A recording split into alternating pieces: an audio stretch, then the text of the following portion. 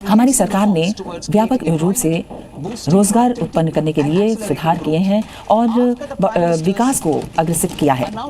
प्रधानमंत्री जी के उद्घोषणा के बाद जो 15 अगस्त 2025 को की गई थी, उसमें बहुत से सुधार किए गए हैं, जैसे जीएसटी को सरलीकरण करना, लेबर कोड्स बनाना और गुणवत्ता से संबंधित जो आदेश है उसके नियंत्रण से संबंधित आदेश को आदेशात्मक बनाना, अनिवार्य बनाना।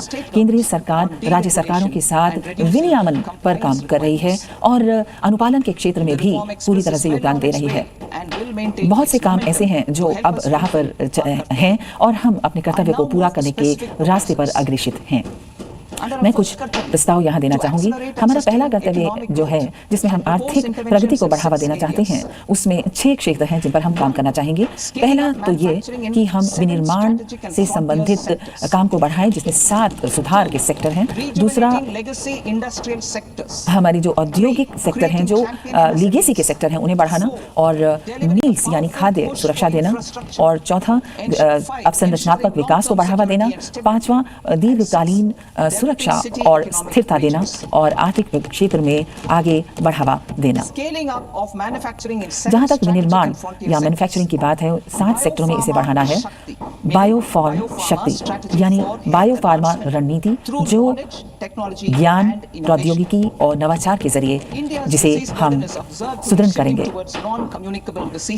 इस समय हम गैर संचारित बीमारियों की ओर बढ़ रहे हैं, जैसे डायबिटीज, कैंसर या फिर हमारी इम्यून प्रणाली से संबंधित बीमारियां। इसमें हम चाहेंगे कि जो जीवन की गुणवत्ता है उसे हम बढ़ा सकें और भारत को ग्लोबल बायोफार्मा विनिर्माण के केंद्र के रूप में हम आगे विश्व को दिखा सकें। इसके अलावा बायोफार्मा शक्ति को देखते हुए करीब 25,000 करोड़ रुपए की लागत से अगले 5 वर्ष में हम परियोजना शुरू करेंगे। इसमें एक ऐसा पर्यावरण हितैषी काम होगा, ऐसा इकोसिस्टम होगा जिसमें बायोफार्मा केंद्रित नेटवर्क होगा। 4 नेशनल इंस्टीट्यूट्स होंगे जो फार्मास्यूटिकल भेषजी शिक्षा से संबंधित होंगे, जिन्हें नाइपर्स कहा जाएगा। इसके अलावा 7 जो हैं उनमें बढ़ोतरी की जाएगी और 50,000 एक्रेडिटेड इंडिया क्लिनिकल साइट्स खोले जाएंगे। भेषजी से दवाइयों से संबंधित जो नियंत्रण करने वाली प्राधिकरण है उसको भी हम आगे बढ़ाएंगे और एक समर्पित वैज्ञानिक रेवेन्यू कैडर के जरिए, जहां हमारे विशेषज्ञ हैं, उनके जरिए हम काम करेंगे। पहला ये कि 1.0 के कुछ क्रेडिटर्स बनाए जाएंगे, जिसमें ISM 2.0 होंगे, फुल स्टैक भारतीय IP और 45 सप्लाई चेन बनाई जाएंगी। हम उद्योग से संबंधित शोध पर भी काम करेंगे, जो प्रौद्योगिकी के क्षेत्र में किया जाएगा। इसके अलावा इलेक्ट्रॉनिक्स के क्षेत्र में मैन्युफैक्चरिंग यानी विनिर्माण स्कीम के तहत 22,919 करोड़ रुपए का निवेश अभी तक प्रतिबद्ध है। अब हम इसको दुगना करने जा रहे हैं और ये 40,000 करोड़ रुपए का पूंजीगत निवेश किया जाएगा।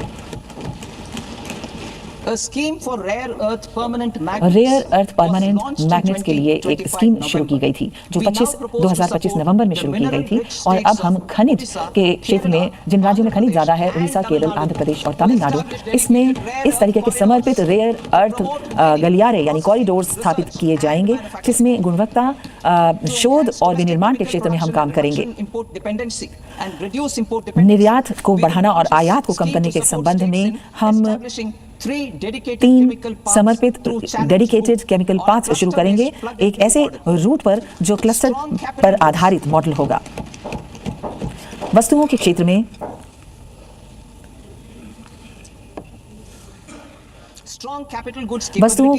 पूंजीगत वस्तुओं में हम सुदृढ़ता लाएंगे। उत्पादकता में और गुणवत्ता में विभिन्न सेक्टरों में हम काम करेंगे और इसके लिए निम्नलिखित प्रयोजन हैं।